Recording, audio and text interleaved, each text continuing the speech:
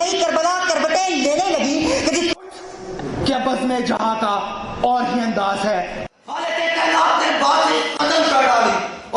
ہر سال کی طرح اس سال بھی کیڈٹ کالج بٹراسی میں تقریری مقابلوں کا انعقاد ہوا.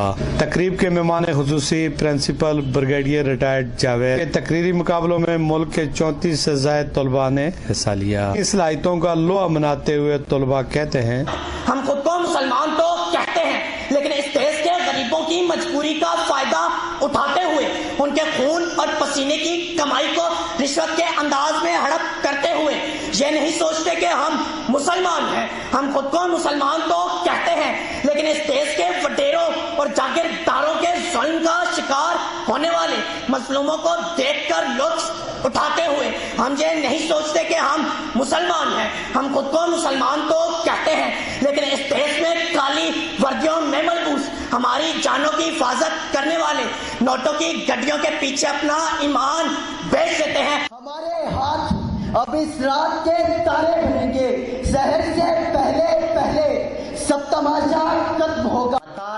لوح قلم چھن گئی تو کیا غم ہے کہ خون دل میں ڈبولی ہیں انگلیاں میں نے.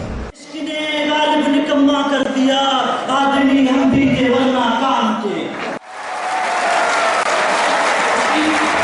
پہلی دوسری تیسری پوزیشن حاصل کرنے والے طلباء میں شیٹ تقسیم کی. Principal brigadier retired Abdul Hafeez cadet college Batrasi نے شرکائے تقریب کا شکریہ ادا کرتے ہوئے کہتے ہیں 6 of them first and second position and the third position you can see that.